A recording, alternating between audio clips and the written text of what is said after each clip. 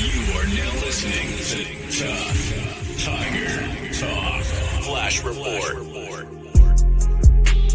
So I thought here's what we asked of our team, that they go out and compete and play with a style and brand of football representative of our university. I thought we did that. I thought we played hard. I thought we competed throughout the duration of the game. At the end of it, our best wasn't good enough tonight, so we finished second. But I thought there were some good things that happened, and there's some things that will continue to need to improve on. That we have to score touchdowns and not just field goals. Glad to see the field goals go through, but we got to be able to score touchdowns, and so we'll continue to try to remedy that issue for us so that we can score touchdowns. I thought we need to take care of the ball a lot better than we did. 3 of them on the ground, 2 of them picked up by the opponent. And that was the difference in the game for us. And so I told the team, pick your heads up. You fought, you competed. There's no moral victory, but there is a lot to be said for how we played the game. Any questions? Coach, could you just kind of talk about the decision to go to Michael Van Buren and read it? What would you do that? Yeah, so as we discussed as a staff, we knew there could be opportunities in the quarterback run game, and then at the back end, as they tried to bring closure to it, they would make it difficult to just sit in the pocket. And so we wanted to move him around and do some things. We thought that he gave us a chance to do those things, so that went into the thought and why we put him in. How do you think Michael performed tonight? Coming in from here? I thought he was solid. You know, there were some things that were obvious.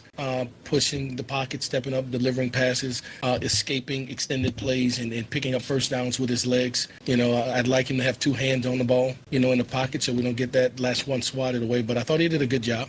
On the other side of it, with Garrett himself, I mean, why do you think he was maybe having some issues tonight? What was he maybe struggling? What did you see? Yeah, I thought he did some good things early on. We moved him out the pocket, and I thought he started the game off extremely well. As we went into the depth of the game, we just thought it was an opportunity for us to change up, to throw their defense off, and so we went with the change. So I don't know if it's something necessarily that he did so bad. We just thought that it would be an advantage in the things that Michael could give us. Coach, your defense held them to just 3 points in the second half. Yeah. Prolific offense. What did you see out of them? Yeah, I thought our defense played extremely well. You take away some of those big plays that we gave up. They weren't necessarily drives that they just took down the field, but they did get behind us a couple of times. I thought Blake Baker, our defensive staff, did an outstanding job game planning. I thought they gave us opportunities to be able to compete. I think, they didn't rush the ball extremely well. We contested passes like we said we wanted to do, and eventually we were able to start moving the quarterback off of his mark, which was advantageous for us. Yeah, I thought he did a good job. I thought he did a good job in managing the game, managing the clock. There was one on me in the second quarter that I would have not, if I could take it back, not give them the ball back. I thought he did a really good job. I thought our entire offensive staff did a good job of doing what our players could do, protecting our offensive line, and their vulnerabilities because we're so youthful. As you saw, we put young Ori Williams in there as well, and also trying to do our very best to keep our quarterback upright. So I thought he did a good job. Now the game's over, how do you think the kids handled the last 2 weeks and everything's swirling around them going into this game? Yeah. So, I thought they did a good job of managing that. I thought you look at us in our preparation, you look at us in pregame, you look at how we played this game. That wasn't a team that had quit in them. That wasn't a team that was submissive or not willing to fight back. It just wasn't our day, unfortunately, to capitalize or to win the football game. But I thought our kids handled the 2 weeks well, and I thought they did some things well. When you're playing against a team like this and you have opportunities, you have to seize the moment, and we fell short on doing that. Chances today, especially on that offensive end. Kind of talk about the penalties, that kind of cost you a lot of opportunities on that offense. Yeah, we had 10 of them. A couple of them were 5-yarders. It just was procedural deals with some young guys that were antsy to want to go and strike somebody. Others were some that occurred that we'll need to clean up. So that's part of the game. And so when you say to them, you got a license to go play and let your personality show, and you're that aggressive, sometimes that happens. And so, I'm disappointed that they were called. I'm not disappointed that we played with aggression. On Garrett's last drive, what happened on the delay of game penalty and then with the timeout, you seemed pretty animated on the sidelines. Were there any issues with the play calls getting in? No, there were. We substituted at one time, and it clock continued, and so it caught us, and so I wound up calling a timeout there. And then when we got to the sideline, he's a warrior. He wants to play, and he wanted to stay in the game. And I told him this is what we're going to do. He was a great teammate. He was supportive of his teammate. He stayed engaged, and I was very proud of him how he supported his teammate and his team. All right, shout out to the Tuff Tiger Talk Nation, man. How y'all doing on this Sunday morning?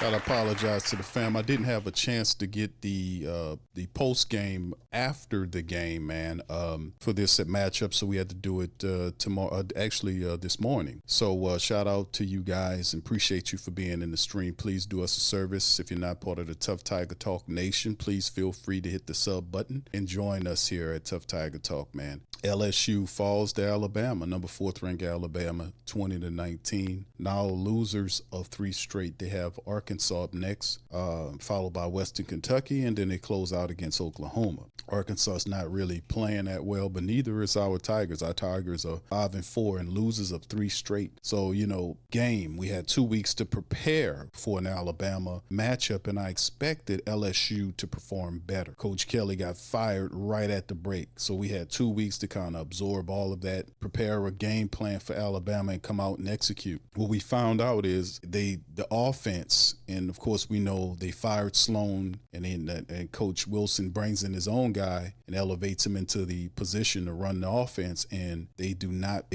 do exactly what Coach wanted them to do. And that's also stuff to talk about with the benching of Nussmeier, which happened before. And obviously Nussmeier is not, you can see right here Coach Wilson giving it to him, fussing about a play where he kind of threw the ball back into the field. And it's just Nussmeier is basically done checked out. Look at him. The guy's checked out. You might as well bench this guy and just keep him on the bench and let Van Buren have an opportunity to kind of get in there and see what he can do. Because I actually think Van Buren brings a different look to the offense. He's a mobile quarterback with experience, and he can move around, make throws on the run, and Nussmeier is just so ineffective in his athletic ability. He's a statue back there. Now you can slide and glide him to one side on rollouts, but the offense is not responding with Nussmeier, and you can see Coach Wilson is not playing kitty gloves with this guy. This is Kelly's quarterback, and if you want to have success, you got to go past this guy. This guy is no good, and insofar as what he's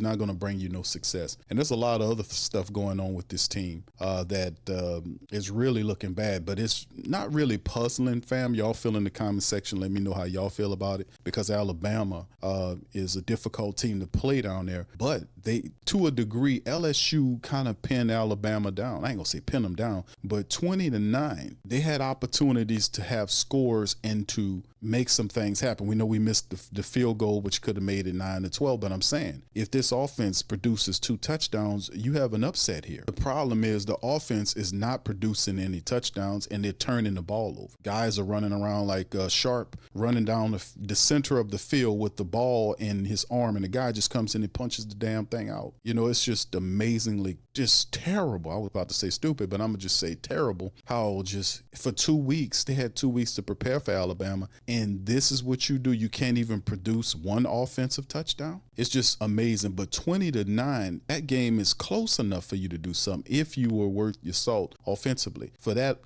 alone, Nussmeier needs not to start. The offense does not drive behind him. Put this guy on the bench and move on to and give our backup quarterback an opportunity to get in there and make something happen. That's what I'm for. But anyway, let's kind of look at this and hit these statistics right here, fam, and go on. Y'all hit the like button and the share button for me, please. Tuff Tiger Talk is up in this thing. All right, here we go. LSU on third downs, you can see Alabama 17-13. That's the first downs. Third downs was 5 of 14 for them. Alabama was 4 of 13. They were 1 of 2 on fourth down. Total yards, 344 versus 232. You can see the offensive production in terms of passing, 173 by LSU versus 288 by Alabama. They had it going on. You can also take a look at the rushing attempts. LSU, despite the fact that we know Coach Frank's mentality is to run the ball, that just did not happen for either team. So the LSU, to give them credit, because they were able to kind of hold up Alabama wanted to do, and it was very similar in production. 26 carries on both teams, 59 yards for LSU, 56 for Alabama. Either team did not gain much ground there. So whatever had to happen offensively speaking. Special teams added 9 points. Offense needed to do something they did not do. The penalties were ridiculous. 10 penalties for 74 yards. Some of them were kind of scratchers, but at the end of the day, we just didn't handle the business. Alabama only had 2 for 25. LSU had 10 for 74. Also, what was really stupid too was the turnovers. LSU's defense did get one off Alabama, but we also turned 2 over, and what could have been possible offensive scoring drives for us. We controlled the time of possession, and this game was actually closer. It was really closer than what it appeared to have been. I think what really kind of turned against us was the fact that the turnovers were so ill-timed. I mean, one of which I really thought that LSU was marching to score before we had that punch out. Garrett Nussmeier finished 18 of 21 for 121 yards, 6 yards. I mean, just throwing the ball with a 79.5. 18 of 21 is not bad, but 121 yards with no touchdowns, and it's just not going to get it going. Now, Michael Van Buren did come in there to try to see if they can provide a spark. He went 5 of 11 for 52 yards and 5 yards. So in a 49.0 QBR. What does LSU need to do here? Harlan Berry, 12 carries for 66 yards. He averaged over 5 yards a carry. Caden Durham got 3 for 4. Harlan Berry is obviously stepping in as that top guy. The guy is a really hell of a back. He had the bulk of his yardage off of one run where he scampered for 37 yards up the field. Did not convert that into a touchdown. That became basically a field goal. What needs to happen to spark LSU's offense to get going? Their offense is literally died on. That's pretty much what this is. Fam, if they score if they add 2 touchdowns, and I'm not even saying it's a great deal, but if you add 2 touchdowns, how the defense played well enough to pin down Alabama or to stop them, they only scored 20 points. They had 2 touchdowns. They scored 2 touchdowns. If LSU puts up 2 touchdowns against this team, they win. That's all we're asking for. They could not produce 1 touchdown. Xavier Thomas finished with 5 catches for 49 yards. Barron Brown, he finished with 5 for 44. Nick Anderson had 2 for 32. Bowers Sharp had 3 for 22 in that fumble. Aaron Anderson 4 for 16, and he had 9. So it was just really interesting for the team. And of course, we knew that the tight end, 4th down ball, just dropped the damn thing. Just dropped it. The tight end just dropped it. So it's just one of these situations where these people are not even dialed in, most of them, dropping passes, not even doing the most fundamental things. So if you're Coach Wilson, what do? Look at the defense. Harold Perkins, 9 total tackles. He had a sack there. West Weeks came in, had 7. Devon Keys had 5. So did Jack Pyburn, had 5, and 1 sack for the night, as you've seen. But the reality is LSU's defense did enough. They weren't super special. Ramos was 3 or 4 off the field goals. But the reality is we did more than enough to be able to keep these people in position for LSU's offense to be able to at least put up a couple of touchdowns to kind of change the look of this game. 20-9. Even if Ramos hits the other field goal, that makes it 20-12. It's totally within for us to take possession of the game. The problem is LSU makes way too many mistakes offensively. The offensive line is still not there. And Garrett Nussmeier, even though he was 18 or 21, he is not galvanizing his team. I would have to ask you guys to chime in and let me know what you think. Should Garrett Nussmeier be benched for the rest of the season in favor of Michael Van Buren? We have, 3 games remaining? Arkansas, Western Kentucky, and Oklahoma. I dare say if you leave Garrett Nussmeier on top of this team, although I think we should be able to beat Arkansas, but then again, we're regressing in offense, and we're in need of a spark. We really are. So if I'm Coach Wilson, I'm contemplating, because they've benched Nussmeier twice. They benched him this game. They benched him 2 weeks ago in a loss, right? So toward the end of the game. So he got benched both games. I mean, he does not deserve the right to start because he's a senior that came back. I don't care how much money they give him. The guy stinks. He stinks at the quarterback position. He's not a leader. He's not doing anything. And then, of course, he should know he got questionable decision-making and stuff that he does. Look how dead this guy's eyes is. Coach Wilson dressing him down. He ain't even looking at him. I mean, the guy's just garbage, man. You know, they kind of say, though, Garrett Nussmeier was going to be this guy. This guy is not close to a Heisman hopeful. I'm not trying to dump on the kid. I'm just being honest about it, man. Is that I just really don't like how his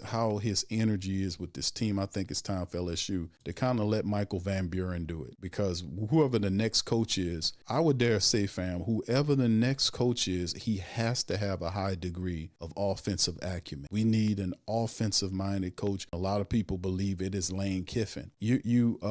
I would be honest with you, man. LSU could pay whatever price. It's one of those dream jobs that Lane Kiffin, even though he says that he likes that Ole Miss, whoever it is, the top 5 offensive minds in college football are who you should be looking at in terms of coaching for this team, because man, oh man, the LSU needs a guy that's really good, because the defense, you can see the defense is a defense that's going to do. We could just keep on improving on this defense. We have a lot of people that'll be coming back for LSU. We just need to keep on adding to the defensive side. The offense is where we are lacking in philosophy, and we really need to find whoever we're going to hire, Mr. Alsbury, Verge Alsbury, who's the AD. And I'm pretty sure that he's looking at, hey man, we're looking at offensive juggernaut of a head coach, or a guy with a ridiculous offensive system where we just are just blowing people out. Because I'm telling y'all, fam, 2 touchdowns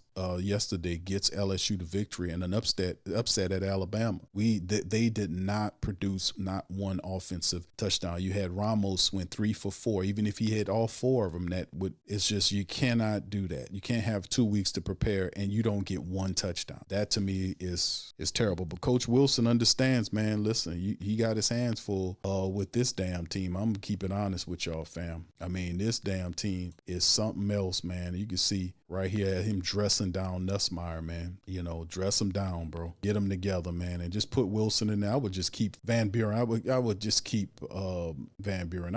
That's what I would do, fam. That's what the hell I would. I would just run him out there. I would not stay with Nussmeier. Look at this. This guy doesn't have anything. Michael Van Buren Jr. should be the starter for the rest of the damn season. Listen, if I'm Coach Frank Wilson, this is what I'm doing. I'm going with Van Buren for the rest of the year against Arkansas, against Western Kentucky, and against Oklahoma. That's what I'm doing, because I don't think this guy, the only team I think they can beat with him is Western Kentucky. And I might be pushing it on that. But anyway, listen, fam, y'all chime in the comment section. Do me a service. Y'all hit the like button and the share button for Tough Tiger Talk. It's tough times, and it's also Tough Tiger Talk is here. At least we're together, man, going through this stuff. But man, listen, man, things are going to improve. I have faith in Verge Alsbury to kind of change and make the right choice at the head coach level, and it's coming. This is where we are right now. Anyway, with that being said, fam, I'm gonna get out on that. Y'all hit the like button. If you're not a sub up. Join the Tough Tiger Talk Nation today. Hit the sub button, light it up. As we call it, we're gonna be talking about LSU, the recruiting news, and all the other stuff throughout the week. We'll be hitting you with clips and updates on LSU all the time. So with that being said, I'm Big Q. I'm gonna holler at you guys on the next one. Go Tigers. Peace.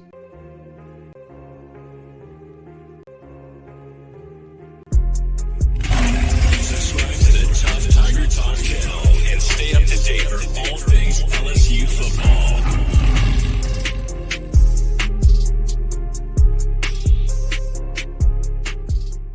Whether you're catching up on Saints news at Jackson Square, checking Pelicans scores in the Garden District, or staying updated on LSU while grabbing coffee in the French Quarter, there's one place that keeps you connected to everything that matters in our city. From Bourbon Street to the Superdome, from Preservation Hall to the Riverfront, New Orleanians are staying in the know with the WhoDatDaily.com, your daily source for Saints, Pelicans, LSU, and all the sports, music, and culture that makes our city special. At work downtown, at a game in the Dome, or just relaxing by the Mississippi, wherever life takes you in the Big Easy, you can stay connected. Because when you're from New Orleans, you don't just live here. You stay in the NO. That's stay in the know. Visit the WhoDatDaily.com and never miss what matters most to Who Dat Nation. Stay in the NO, you stay in the know. Welcome to the Pro Shop, where we create authentic NOLA-inspired clothing for men, women, and children. From Saints jerseys to Pelicans gear, everything's crafted right here in New Orleans. Whether you're shopping the Pro Shop, the Pel Shop, or the Pro Shop Kids, we've got your whole family covered with genuine merchandise that represents our city's spirit. Check for links in the description section below or in the chat.